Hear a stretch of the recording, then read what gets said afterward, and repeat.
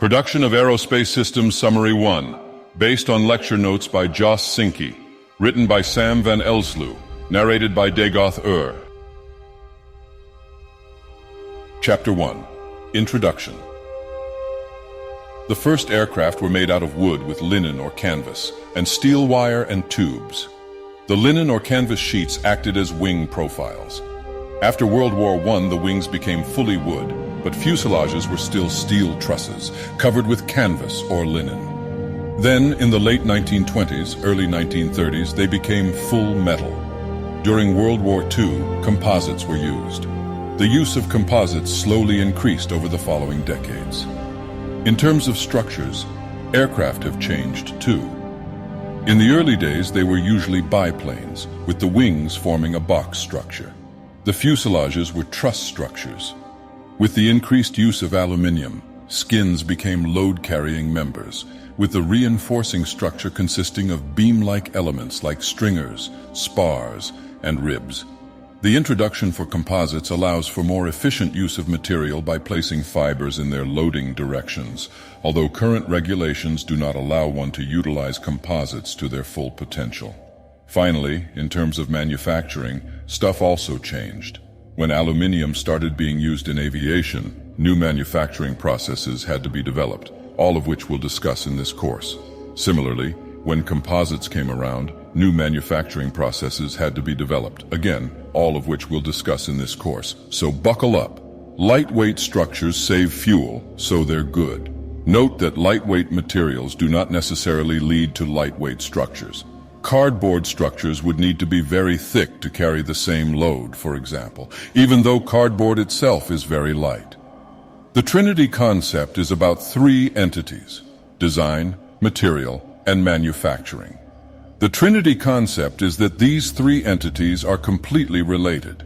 When you're designing something, you should take into account what materials are realistic to use and what manufacturing techniques you can use. Vice versa, you should be continuously aware of the implications of the manufacturing techniques on the design possibilities. Contrary to what you may think, not every shape is possible to produce, or at very least not easily.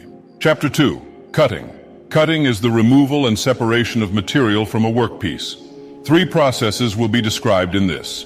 Chapter 1, Separating where no chips are produced, where you are left with multiple parts. One of them the product you want, and another something you could possibly reuse for different purposes. 2. Separating where chips are produced, where you are left with multiple parts. One of them the product you want, and another something you could possibly reuse for different purposes. 3. Machining, where you are left with only a single part. Separating with no chips is pretty easy. See Figure 2. 1a, where we see the general principle. We have our workpiece on a die. A punch then shears through the sheet, which obviously removes material, which leaves you with the shape shown in Figure 2. 1b, as seen from top. If the part that was sheared, also called slug, is what is discarded, it is called punching, else it is called blanking. See Figure 2.1. Let's now analyze Figure 2. 1a in a bit more detail. It is not hard to imagine that depending on the clearance C, the cutting edges won't be perfectly flat, but they'll be a bit inclined, such as shown in Figure 2.2. Indeed, these non-flat surfaces are called burrs. The burr height increases with clearance, see in Figure 2.12, ductility of the sheet metal, and dullness of tool edges. The major processing parameters in shearing are the shape of the punch and die, the punch and die materials, the lubrication and the clearance between the punch and the die. The amount of scrap material for shearing operations is very large. Therefore, nesting of blanks, proper arrangement of blanks on the sheet, is important, for which computer programs are often used. In nesting, the distances between the cutting lines, also called ligaments, has a minimum. The following factors play a role. 1. The ligaments should not fail when the die exerts pressure on it. 2. The remaining material should not be drawn in the hole of the die. 3. The remaining material should not give rise to extra or excessive burrs. 4. The operator shouldn't get injured, unless if the person in question does not honor the sixth house and the tribe unmourned. The sheared edge is, as you can imagine from the burr, the most difficult part to get right. Usually a clearance of 2% to 8% of the sheet thickness is used. The smaller the clearance, the better the quality of the edge, but you can't make it too small, else the surface will be bad too. Additionally, the thicker the sheet, the larger the clearance should be. Furthermore, the rough sheared edge may be trimmed by cutting. See Figure 2.3. The location of the regions being sheared at any moment can be controlled by beveling the punch or blade surfaces. See Figure 2.4. Beveling is nice as it reduces the forces at the beginning of the stroke, meaning it builds up more gradually. Furthermore, it is helpful to make the bevel symmetric, such that you do not induce lateral forces. When the ductility of the material increases, the ratio between the smooth surface and rough surface increases. See Figure 2.2. The bottom part of the edge is still smooth, only the top part is rough. This ratio will, however, decrease with increasing material thickness and clearance. During the cutting of brittle material, tiny cracks may occur. These may be the starter cracks for fatigue loading. Composite materials tend to delaminate when punching or blanking, making those processes unsuitable for them. An overview of the costs is presented in Table 2.1. The shear process refers to the process of making the edges smooth. As the punch and die are product-dedicated tools, it makes sense to use them for large product series, otherwise you wouldn't get much benefit out of them. Punching and blanking are similar processes in which a slug is created by shearing a punch through a sheet laying on a die. Punching is when the slug is discarded. Blanking is when the slug is the desired part. During shearing, usually a burr remains, the size of which heavily depends on the clearance. Lubrication is often used to reduce tool friction and thereby improving tool wear and edge quality. A clearance of 2% to 8% of the sheet thickness is advisable for nice edges. Shaving may be used to remove burrs. Beveling refers to punches being at small angles to the sheet. Cracks may initiate in brittle materials. Composite materials may delaminate.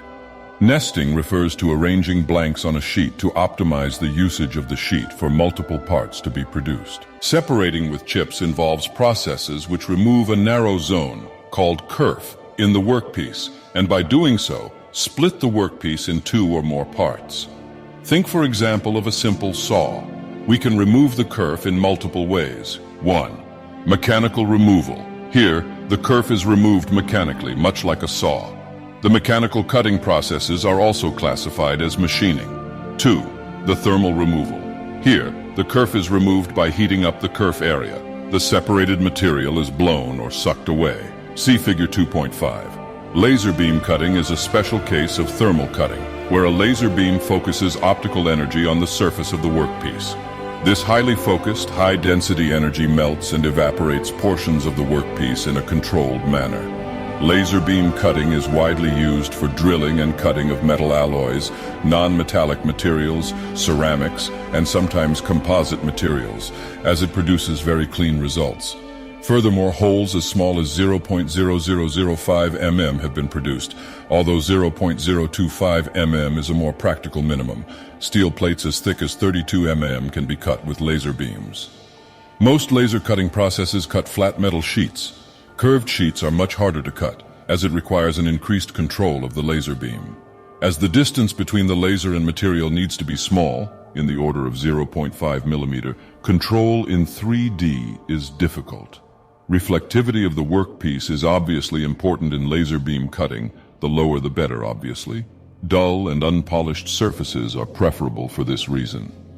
Thermal conductivity is preferably low as well, to make sure that only the region you're lasering is heating up and not the surrounding region. Designs with sharp corners should be avoided as they are difficult to produce. Furthermore, tapering may occur due to the pyramid shape of the laser. See Figure 2.6. The top of the cut is a bit wider than the middle of the cut. Finally, any adverse effects on the properties of the machined materials caused by the high local temperature should naturally be investigated. Laser cutting processes are inherently flexible and are not made for individual product series but are rather universal tools. Its costs are shown in Table 2.2. Several process variants exist for laser beam cutting, which will be discussed in more detail here. The principle of electrical discharge machining is shown in Figure 2, 7a. It is based on the erosion of metals by spark discharges and obviously cannot be used for non-metallic materials as a result. The wire diameter is typically about 0.30 millimeter for rough cuts and 0.20 millimeter for finishing cuts. The wire is generally used only once, as it is relatively inexpensive. It travels at a constant velocity of 0.15 to 9 meters per minute, and a constant gap, kerf, is maintained during the cut. Dielectric fluids are used to improve the control over the discharge, intensity and frequency. The accuracy is very good, up to 2.5 micrometers can be achieved. However, bear the slowness of the process in mind. It is very flexible though, and as it doesn't involve mechanical energy, stuff like hardness, strength, and toughness of the material do not affect the removal rate. Water jet cutting is simply putting a very strong water jet onto the material and is shown in Figure 2. 7b, if you didn't figure it out from the name. The speed at which the water travels is usually around Mach 2 to 3, so it's decently speedy. Jet nozzle diameters range between 0.05 and 0.4 millimeters. The distance to the workpiece is between 0.25, 3 millimeters. However, regular water jet cutting can only cut soft materials, such as foam, soft rubber, etc. The problem with regular water jet cutting is that it can only cut soft materials. To also be able to cut hard materials, we add an orifice or jewel to the end of the jet. See Figure 2, 8a. The water will take very small particles of this with it and thereby gets a lot more cutting power. The orifice is usually made of hard materials such as ruby, sapphire, or diamond.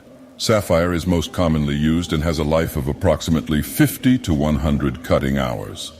This water jet cutting is called abrasive water jet cutting. Most materials can be cut by an abrasive jet cutter such as hard rubber, aluminium, titanium, composites, ceramics, etc. However, layered composites have a large difference in strength in the in-plane direction compared to the out-of-plane direction. This difference may cause a delamination problem during abrasive jet cutting, in particular when the cut is started somewhere inside the plane, and not from an edge. A typical process characteristic is the occurrence of jet lag. As the beam of water does not possess any bending stiffness itself, the beam is bent whenever the jet travels over the workpiece. See Figure 2, 8b. When cutting a corner, this effect will lead to taper. When this is not acceptable, the feed rate, i.e., the velocity of the water beam, should be decreased. Furthermore, when exiting a corner and increasing the feed rate, a kickback can occur, meaning that the beam is bent differently due to the increased water velocity and damage could occur to the workpiece. Separating with chips involves processes which remove a narrow zone, kerf, from the material to split the workpiece. Mechanical removal relies on mechanical removal. Thermal removal utilizes heat, for example, generated by laser beam cutting. Sometimes sucking or blowing is used to remove melted material. Tapering may occur due to the fact that the beam is not perfectly straight. Very high precision may be achieved. Variations exist. Electrical discharge wire cutting utilizes the erosion of metals by spark discharges and thus cannot be used for polymers. Extremely high precision may be achieved, but it is a slow process. Water jet cutting uses high-pressure water to mechanically remove material. The workpiece is placed close to the nozzle, resulting in a small kerf.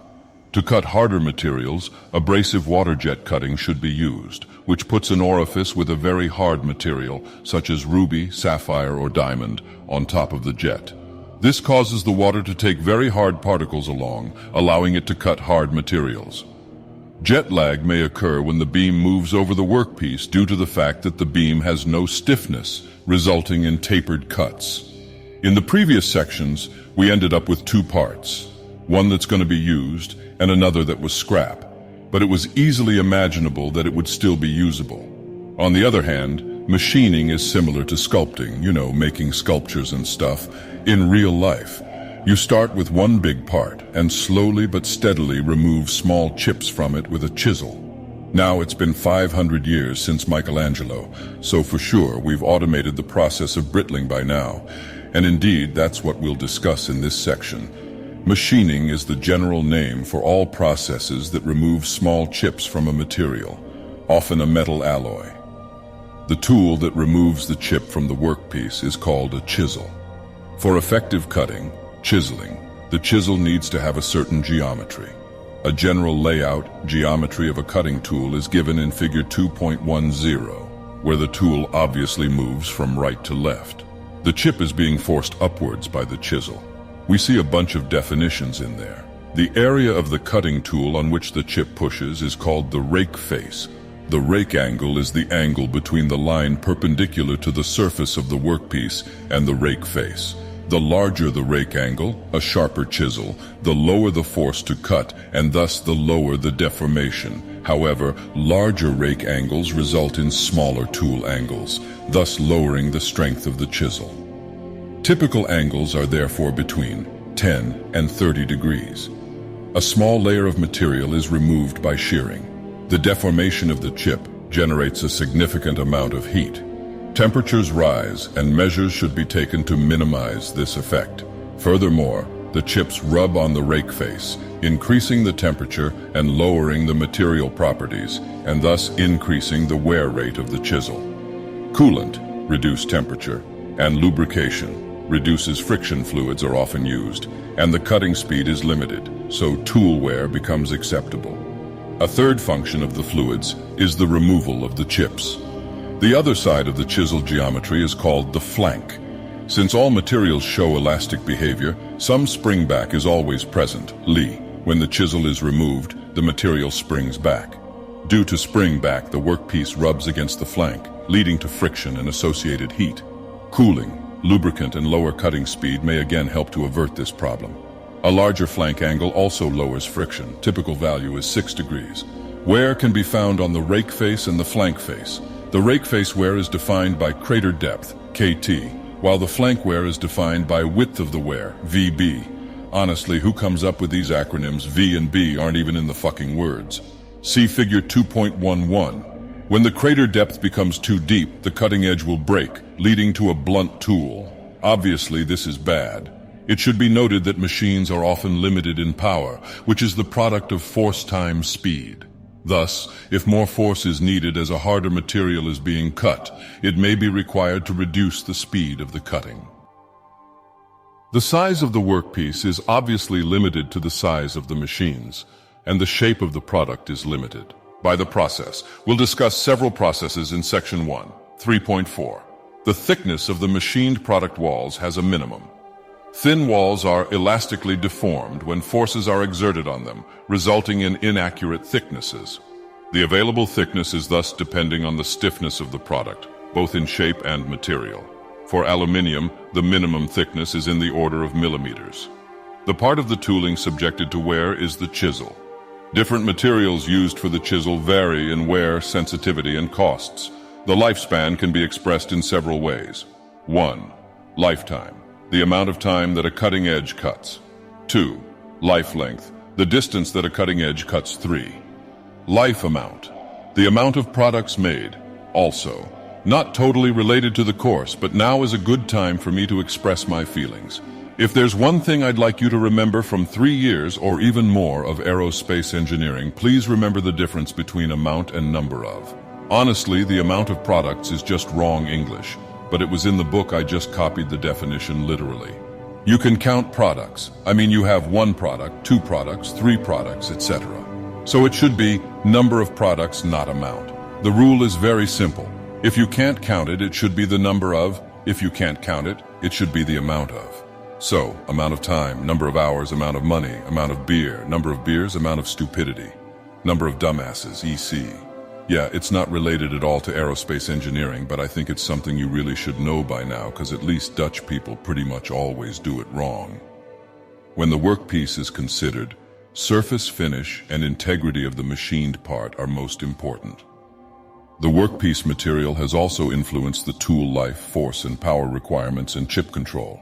Chips come in 3 shapes: a continuous chip, segmented chip, and discontinuous chip. Discontinuous chips are often preferred, as the others may entangle with the cutting tool itself, or even the operator. Honestly, how does that even happen? See figure 2.12. The following materials in particular are important. 1. Aluminium alloys are very easy to machine. However, they may create continuous chips. This can be avoided by picking high cutting speeds, small rake angles, and large relief angles so that large deformations of chips occur. When hard particles are present in aluminium alloys, higher wear results. 2. Steels are a very broad group of materials. Some are easy to machine and some difficult. When the shearing is facilitated by the alloying elements, for example, these act as stress razors in the shear zone, the machining is improved. 3. Austenitic stainless steels are generally difficult to machine. Vibrations can be a problem, necessitating machine tools with high stiffness. Ferritic stainless steels have a good machinability. Martensitic steel is abrasive. 4. Fiber-reinforced composites have a very abrasive component, for example, glass or carbon, making it difficult to machine. Cutting tool materials are even more bitchy. The main requirement is being hard when it's hot, which sounds really terrible, but I don't know how to phrase it properly. Additional requirements are mechanical and thermal shock resistance, and resistance against adhering, sticking to workpiece material. The hot hardness, HT, of several cutting materials is shown in Figure 2.13.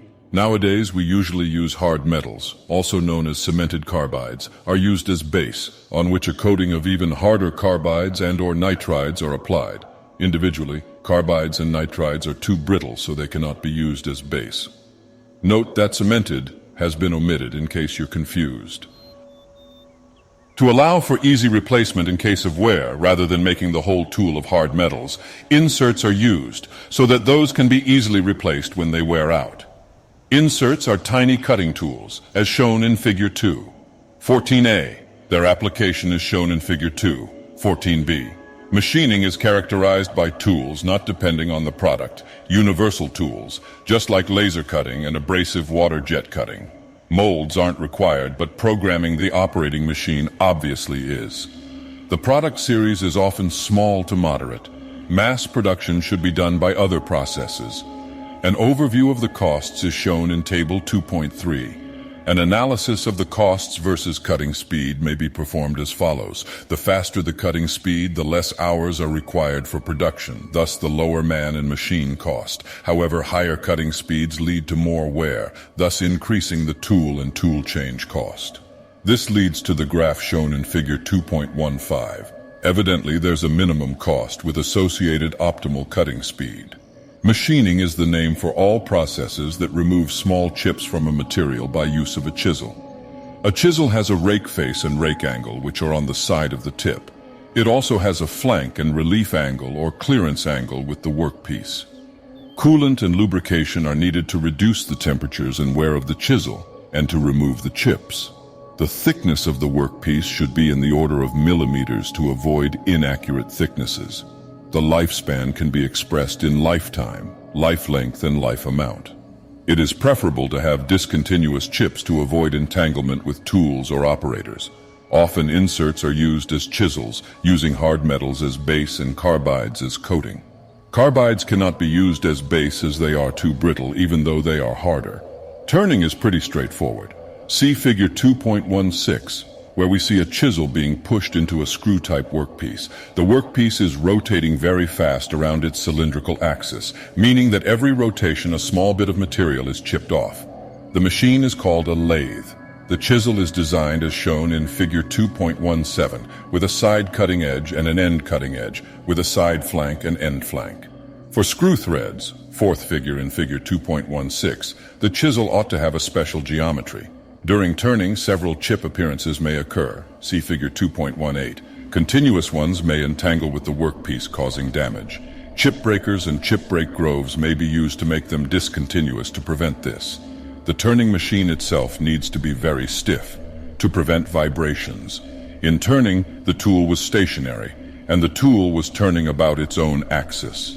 For milling, the workpiece is stationary, and the tool is rotating. In slab milling, left of Figure 2, 19a and 2, 19ba, the rotation axis is parallel to the machined face. In face milling, right of Figure 2, 19a and 2, 19bb, the rotation axis is perpendicular to the machined face. The geometry of the slab milling cutter is basically a bunch of chisels put together. See Figure 2, 20a. The rake grooves aim to transport the chips away. Inserts are often applied, as shown in Figure 2, 20b. Many other milling tools exist. They lead to different results, obviously. See Figure 2.2. Just so you have some common knowledge, milling is very common in the aerospace industry. Drilling you with a drill. Drills create holes. See Figure 2.22. It's pretty logical, I think. Note that compared to face milling, the difference is that you're now moving into the workpiece as well.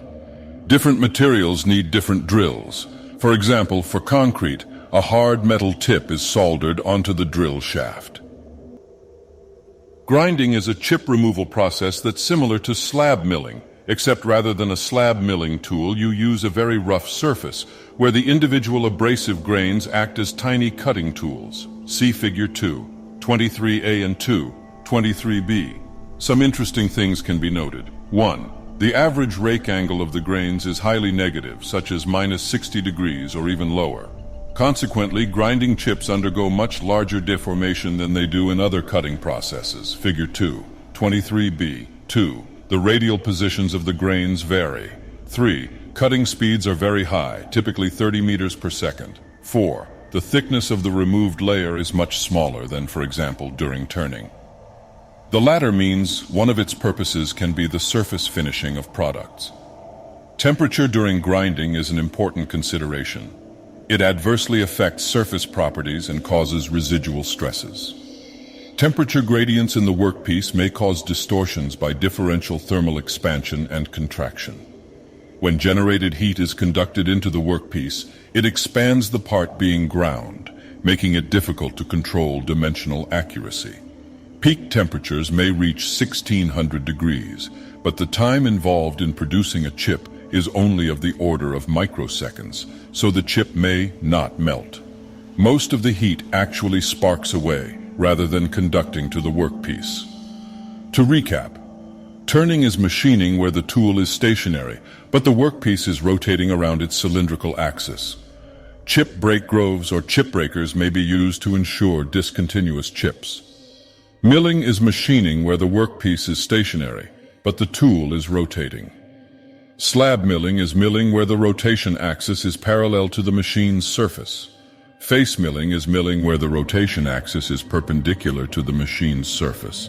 Drilling is machining where the workpiece is stationary, but the tool is rotating about the axis perpendicular to the machine's surface. It is also translating into the machined surface. It is used to create holes. Grinding is machining where the workpiece is stationary, but the tool is rotating about the axis parallel to the machined surface. It differs from slab milling in the sense that the tool now consists of individual abrasive grains that serve as tiny cutting tools. Temperatures may get very high. However, as the chips are carried away by the tool, most of the heat is conducted away as sparks. Chapter 3. Liquid phase processing. Liquid phase processing is kind of like the name suggests. The material is made liquid, transferred into a die, and there is solidified. For metallic materials, this is called injection molding or compression molding. The latter, however, is considered a solid phase process, as the viscosity is usually too high in the liquid state to be really considered liquid. It'd need additional forces to flow. A schematic overview of a typical casting with riser system is shown in Figure 3.1. There's a hollow shape that is shaped like the final product. The metal is supposed to go in here. The liquefied metal is poured into a pouring cup, where it flows downward through a sprue and via runners, which together form the runner system. The metal flows towards the gate, which is the entry to the mold cavity, the hollow product shape. Risers are present. These contain additional molten metal to fill up the mold cavity when shrinkage occurs, during the cooling stage of the process. The basic idea shouldn't be very hard to understand. The runner system should obviously be designed in such a way that the cavity is filled in the right way, making sure no gases are trapped in the cavity. Contaminants, for example oxides, do not end up in the product. The flow remains laminar, and the solidification of the metal does not prevent the filling of the mold. Sand casting is an example of casting which will be discussed in more detail here. It is shown in Figure 3.2. It consists of two main components. a cope on top and a drag on the bottom. The seam between them is the parting line. Now both the cope and the drag are surrounded by a flask. The arrows in figure 3.2 next to cope and drag point to the top and bottom half as a whole, not to just the side wall in case you were confused like me. This flask is filled completely with sand. Several holes are made into this sand to create a pouring cup, a sprue, agate, risers, and a vent, which transports gases and hot air from the mold. A blind riser is a riser that does not end up in the environment. An open riser is a riser that does end up in the environment. There is also a core of sand. This aims to create a hollow product. For example, if you would want to create a soda can by sand casting, which would be the most ridiculous thing ever, but that aside, you'd include a core to create the hollowness inside. If you're wondering, how the fuck do I create these holes in the sand without the full thing collapsing? Basically what is done is that the drag and cope are created separately. Remember that they are separated by the parting line. The parting line splits all of the cavities, runners, gates, and whatever the fuck else in two parts. When split like that, it's quite easy to create the voids that you want, using a pattern that has the shape of the runners, mold cavity, gates eat. Then you fill the flask with sand and compress it. After that, you can remove the patterns. As the sand is heavily compressed, it doesn't collapse due to gravity, so you don't have to worry about that. You can then put the cope on top of the drag, and you've created your very own sand casting mold. One thing I failed to mention before is that the molds used in casting, not only sand casting, have two main characteristics. They either rely on gravity or on pressure forces to make the liquefied metal flow into the correct places, and they are either perishable, that is destroyed after one casting, also called expendable, or reusable, also called permanent. Composite molds consist of two or more different metals. Sand casting relies on gravity and is perishable. No high pressures are applied to move the liquid. This would destroy the mold, as sand is very brittle, it's a ceramic. And after casting, the sand needs to be completely removed to obtain the product, so you destroy your mold. Investment casting is a bit more logical, to be honest. Consider figure 3.4. We first make a nice pattern with wax, you know, the stuff from candlelight, and you don't need to know how we make the pattern with wax. We put it in a pattern assembly, forming a tree-like structure. We dip this in a ceramic coating, resulting in the completed mold. The assembly is heated up, making the wax fluid and flow out of the pattern assembly, but the ceramic stays in place. Consequently, we can now fill the pattern with molten metal, let it solidify, then shake it out so that we obtain the products in the casts, which are kinda useless now, but it's the idea that counts. Again, this is a process based on gravity and perishable molds. There are some geometric considerations to be kept into account. A very important factor is the cooling of the material. The cooling speed influences the solidification of the metal alloy and the process time. And the shorter the process time, the better, obviously. However, a more important phenomena is that cooling results in a shrinkage of the metal. This means that in the first place, the mold cavity must be larger than the product to compensate for this effect, called casting allowance or shrinkage allowance. Secondly, it causes some material imperfections if not taken into account properly. If there are sudden changes in thickness, hot tears occur, as shown in figure 3.5, due to the fact that the mold does not allow shrinkage. The reason why this happens can be deduced from figure 3. 6a. The inner circle there is an indication of the thickness of the spots. If there's a local increase in thickness, it will take longer to cool down, meaning it shrinks at a different rate compared to the other points. This results in those hot tears. This can be avoided by not using too large differences in thicknesses. However, a small change in thickness may still be beneficial. Consider the right of figure 3. 6b. If we make the bottom have a smaller thickness, then the bottom will solidify before the top. This is obviously better than the other way around. If the top would solidify before, it would start blocking the molten metal flow from the riser.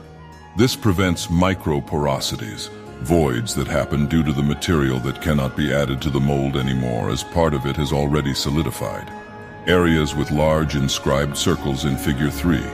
6a are called hot spots as they cool down slower than other parts. A so-called chill may also be applied to cool the material locally.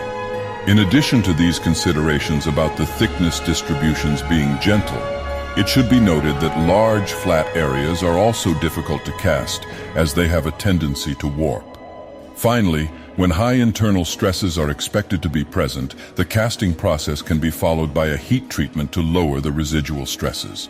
Furthermore, after casting, often finishing operations like machining need to be applied. Thus, not only a casting allowance is needed, but also a machining allowance. Finally, to be able to remove the product after casting, draft angles are used. These are pretty logical. See Figure 3.7. Now for some material considerations.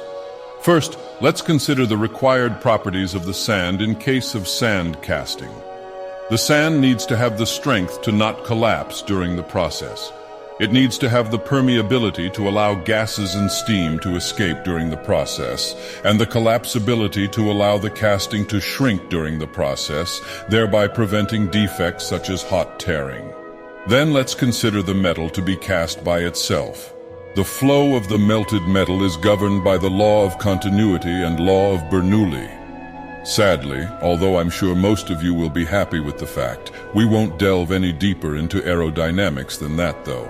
However, these two laws do result in a design wherein the sprue diameter should decrease when the metal falls downward and the speed increases due to gravity. Whether laminar or turbulent flow occurs, of course, depends on the Reynolds number. Turbulent flows give rise to the formation of dross, foam on the metal surface, which is unwanted. After casting, the mold and metal are cooled. This causes a shrinkage of something in the order of 5%, depending on the metal used. Furthermore, allowing the mold to collapse when the metal has become solid reduces the occurrence of hot tears. Obviously, this is only possible for perishable molds and not for permanent molds. Cooling does not merely cause shrinking, it also causes outgassing. Since gases dissolve much more in liquid metal than in solid metal, solidification will lead to the origination of gases. When the molds have the right permeability, the gases can escape sufficiently easily. Vents may also be used. See sand casting. An overview of the costs of several variants of the casting process is shown in Table 3.1. Since there are many variants in casting, it is difficult to formulate general characteristics. However, some general remarks are possible. A rough surface quality makes it easier for gases to escape, but means more finishing processes are needed. Furthermore, the time needed for producing a product by an expendable mold is generally larger than when using a permanent mold, as then you don't have to build the mold as well. Although casting is quite similar to forming, to be discussed in Chapter 4, forming occurs at very high temperatures, but the metal is still solid. The mechanical properties are usually less for cast products. However, they are cheaper than forged products. Furthermore, the minimum achievable thickness is larger than for forged products. Finally, it should be noted that in aerospace applications, a critical single load path is not allowed to be manufactured by casting due to internal flaws, for example, microporosities. Furthermore, casting factors are applied as additional safety factors. They are multiplied with the already existing safety factors. These allow for more deviation of mechanical properties. Nonetheless, products in the aerospace industry that use investment casting are substructures, window frames, and blades. Investment casting has the benefit to achieve small tolerances and combine numerous previously used detail sub-assemblies, thereby reducing costly joints, machining, and weight of the final product. To recap, during metal casting, the metal is liquefied and poured into a mold that has the shape of the final product. The liquefied metal is poured into a pouring cup, after which it goes down a sprue and via a runner system into the mold cavity. Risers are present to allow for liquefied metal to be supplied when the metal starts shrinking inside the mold cavity. Cooling of the metal is an important aspect in casting. First, shrinkage allowance is required. The mold should be larger than the product needs to be, to take into account that the metal will shrink during solidification. Furthermore, only gradual thickness changes are allowed to prevent hot tears from occurring, which happen when the mold prevents the product from shrinking. Additionally, the mold should preferably have a smaller thickness at the bottom than at the top, to prevent microporosities from occurring, which happen when the mold prevents the product from shrinking. Additionally, the mold should preferably have a smaller thickness at the bottom than at the top, to prevent microporosities from occurring, which happen due to metal solidifying too early, which prevents new metal being supplied from the risers to certain areas. Additionally, casting is mandated by regulations to address uncertainties in material properties. Venting of gases is also important. Compared to forging, the mechanical properties are usually less for cast products, and the minimum achievable thickness is also higher, unfortunately. However, casting is cheaper than forging. Sand casting relies on sand as filling the flanks. In investment casting, first products made of wax are made. These are then coated by ceramics. The assembly of products is heated up, making the wax disappear, and now the ceramic mold can be filled with molten metal. Expendable molds are only used once, for example investment casting or sand casting. Permanent molds are used for larger product series. Casting processes can be either gravity or pressure-based.